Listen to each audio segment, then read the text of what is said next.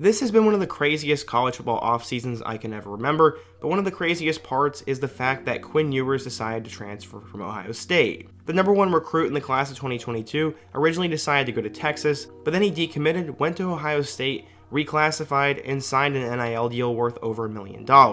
It's been a crazy 2 years for the former football prodigy, but he is now going to return where he was always supposed to go, Texas. According to a couple of sources and Ewers himself on Twitter, he will be returning home to Texas and he will play for the Longhorns. Texas had a lot of quarterback struggles in 2021, and now with Ewers coming back, he not only could save the program, but could go down as one of the best to ever do it. In today's video, I'm going to introduce you to who Quinn Ewers is, all the crazy things that have gone on during his time, and what this means for Texas in college football. But right before we get into it, nearly 80% of you guys are not subscribed to the channel, and we are now on the road to 100K, so quickly be sure to hit that subscribe button, smash that like button for the algorithm, turn on post notifications so you never miss when I upload, and be sure to let me know what topic or player I should do in my next video. Now, let's get started and talk about Quinn Ewers. So, in order to understand who Quinn Ewers is, we need to go all the way back in time. Quinn grew up a huge fan of the Texas Longhorns, and he had a love for the game of football. While many kids dream of one day playing for the Burnt Orange, Quinn actually had a legitimate shot at doing it. He picked up his first scholarship offer as a quarterback as a middle schooler. In fact, this came when he was in 6th grade. North Texas offensive coordinator Graham Harrell actually offered him a spot, and in case you don't remember who he is, he was a star quarterback for Texas Tech and spent some time at USC. Eventually, before his freshman year of college started, schools such as Ohio State and Michigan also offered him, and he was going to become the next big thing at quarterback before he even started a varsity snap. Flash forward to 2018, that is when he got his first Power 5 offer from Ohio State, and eventually would develop a relationship with head coach Ryan Day. Flash forward another year to August 30th of 2019, he would make his first start as a varsity quarterback as they win 35-20, and he threw for 168 yards and 1 touchdown. Less than a month later from that, Ewers would be offered by Tom Herman and the entire Texas staff. His high school coach knew just how special this kid was. He said, quote, "That's probably the most impressive thing when I talk to college coaches about Quinn. God gave him a lot of attributes, but his best attribute is he lets the game come to him. He does not panic. He's the same guy whether he throws a 5-yard completion or an interception.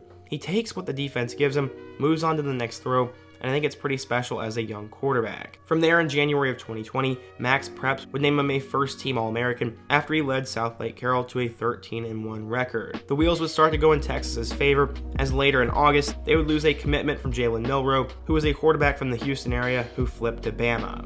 This would open the door for Quinn, and he decided to stay home and commit to the Longhorns. He said, quote, "I love those guys over there at Texas. Coach Mike Yursich and Coach Tom Herman are awesome guys to talk to. We have a lot of fun and a lot of family down there. They're really easy to talk to. I feel like they're going to do some pretty good things this year at Texas, and I'm looking forward to seeing it." Not only did Quinn decide to stay home and help the struggling Longhorns, he also wanted other Texas recruits to do the same thing, as he said, quote, "I tell other Texas recruits we're building something special in Austin, Texas, and that guys in Texas should stay loyal to the soil." Quinn went from a savior to one of the most hated players in the state of Texas in just a span of a few weeks. The guy bled burnt orange and was supposed to be the savior, but then it all fell apart. In 2020, Texas did not perform compared to their expectations, and the relationship between Ewers and the staff deteriorated, as some thought Quinn did not think the program was headed in the right direction. Then, on October 28, 2020, Ewers officially decommitted from Texas and was immediately crystal balled to Ohio State. He took to Twitter and had this to say, quote, "Recently, as I've competed alongside my teammates during my junior year at South Lake Carroll, I've also taken some time to think about my future. Given everything that's going on with us, this has been a challenging year for all students like myself. With the support of my family, I tried to navigate the recruiting process the best way I could.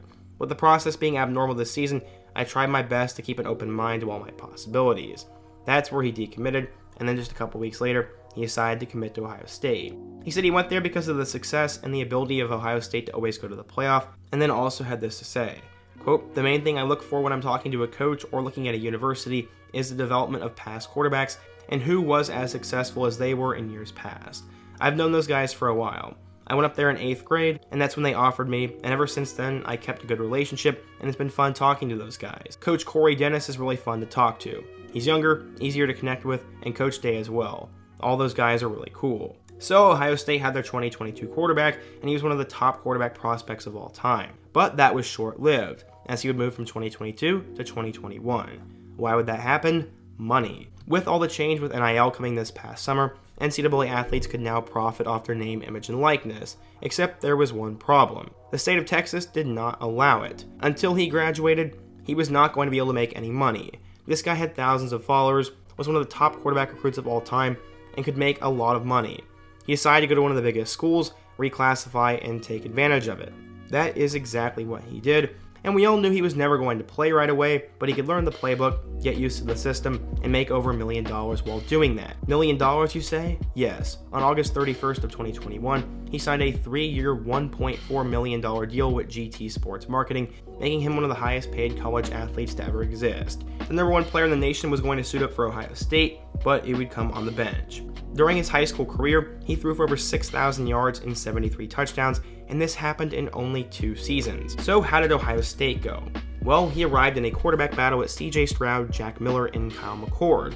McCord was another 5-star freshman, and all 3 of them ended up beating him out. There were rumors that Ewers was struggling to adjust and that the playbook wasn't coming to him, but for someone who joined so late in the year, this was not surprising. Ewers was going to sit on the bench, redshirt, and get better. He actually would end up appearing in their game against Michigan State, as he would hand the ball off a couple times and leave. That would be his legacy at Ohio State, as with the emergence of CJ Stroud, it looked like Ewers was going to go in a new direction. He decided to enter his name into the transfer portal and leave Ohio State in the rearview mirror. I do believe a lot of that is because of CJ Stroud and his NIL deals. According to multiple rumors, Ewers has to start a certain amount of games, and with how well Stroud had been playing, there was no way Ewers was going to beat him out next year. Also, I think Quinn wants to play.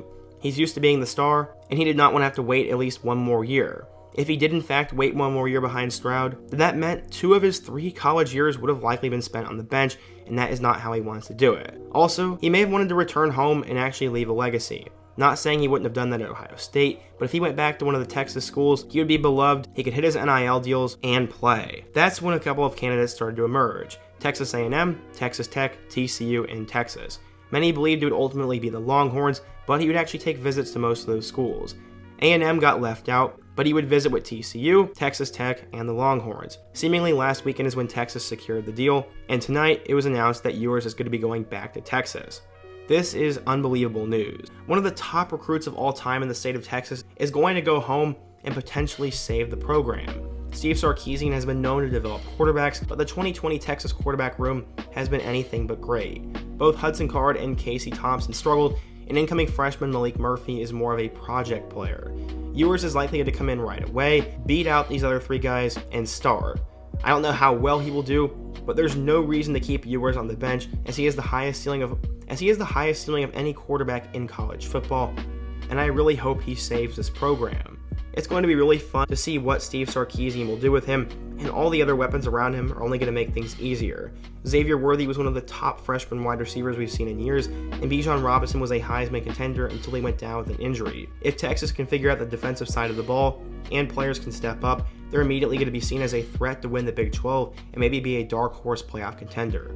That is how good Ewers is. As of right now though, all we know is that he is going back, and we have no idea whether he will win the starting job, how he will do, and what his legacy will be. But for the time being, enjoy the hype of Quinn Ewers going back home, and I'm definitely curious to see what's going to happen. What do you guys think though? If you're a Texas fan, what do you think of Ewers coming back home, and how do you think he will do?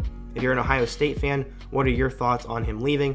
And overall, as a fan of football, are you excited to watch Quinn play next year? Let me know down in the comment section, smash that like button if you want to support today's video, and check out all my other videos on the end screen. I hope to see you guys again soon, but until next time, peace.